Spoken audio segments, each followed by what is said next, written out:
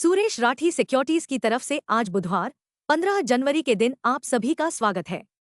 कल के कारोबार में निफ्टी ने स्मार्ट लाभ के साथ समापन किया। हाल ही में बुरे सपने जैसी गिरावट के बाद तकनीकी सुधार और बार्गेन हंटिंग की वजह से सकारात्मक बात यह रही कि निवेशक अभी भी निचले स्तरों पर वैल्यू स्टॉक की तलाश कर रहे हैं, लेकिन खरीदार अभी भी कम कीमतों पर बड़े पैमाने पर नहीं आ रहे हैं।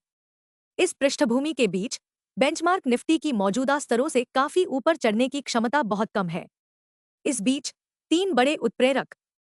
1. बुधवार 15 जनवरी को यूएस सीपीआई इन्फ्लेशन रिपोर्ट से पहले निवेशक हाई अलर्ट पर हैं। 2. फेडरल ओपन मार्केट कमेटी की अगली नीति बैठक जनवरी के 28 से 29 को होगी। 3. दिल्ली विधानसभा चुनाव के लिए मतदान 5 फरवरी को, परिणाम 8 फरवरी को। संक्षेप में आगे उथल पुथल भरा समय है। चर्चित शेयर। 1. बायोकॉन +6% के शेयर यूएसएफडीए द्वारा मलेशिया इकाई को मंजूरी दिए जाने के बाद सुर्खियों में रहे।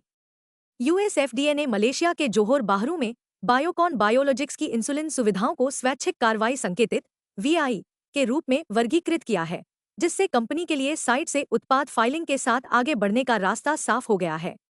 2. दिवालियापन और दिवालियापन संहिता के तहत केएसके महानदी पावर के लिए जेएसडब्ल्यू एनर्जी के विजयी बोलीदाता के रूप में उभरने के बाद कल के कारोबार में आरईसी और पीएफसी के शेयर की कीमतों में 7% की उछाल आई। यह खबर केएसके महानदी पावर के लेनदारों को भी राहत देती है, जिसमें सरकारी स्वामित्व वाली आरईसी और पीएफसी शामिल हैं। अब इस सप्ताह Q3 कॉर्पोरेट इंडिया की आय का मौसम केंद्र में होगा।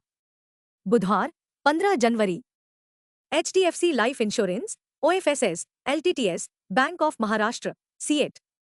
Market trends. वैश्विक संकेत सकारात्मक हैं। कल के नकारात्मक सत्र में एफआईआई 8,132 करोड़ रुपए के शुद्ध विक्रेता निकले, जबकि डीआईआई ने 7,901 करोड़ रुपए के शेयर खरीदे।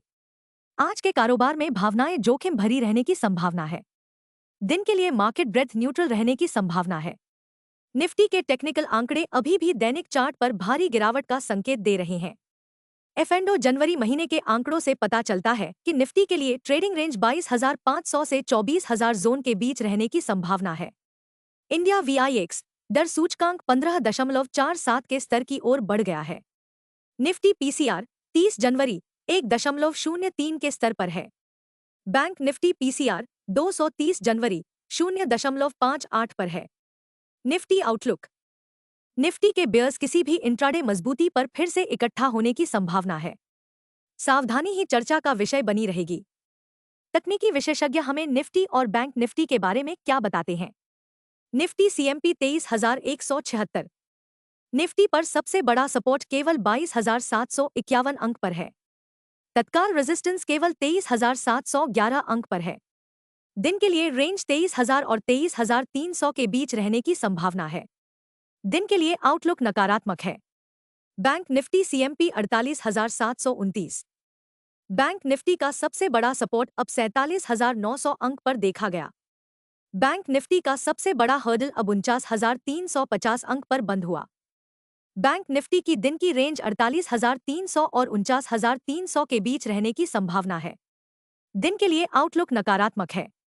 अच्छी खबर, अमेरिकी उत्पादक कीमतों में अपेक्षा से कम वृद्धि हुई। सॉफ्ट पीपीआई रिपोर्ट अमेरिका में बढ़ती इन्फ्लेशन और सबसे महत्वपूर्ण रूप से लंबे समय तक उच्च ब्याज दरों की संभावना के बारे में निवेशकों की चिंताओं को कम करेगी। सकारात्मक बात यह है कि अमेरिका की 10 वर्षीय बेंचमार्क दर 4.80% के अपने नए 14 महीने के उच्च स्तर से गिरकर 4.75% हो गई।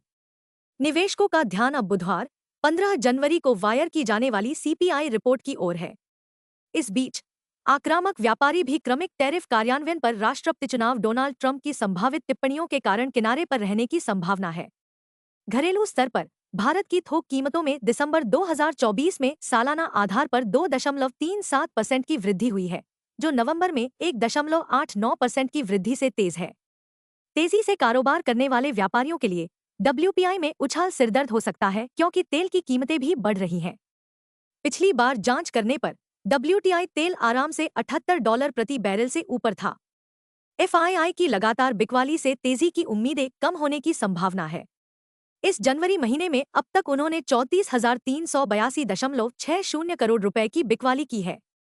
संक्षेप में, एफआईआई की आक्रामक बिकवाली चिंता का विषय है।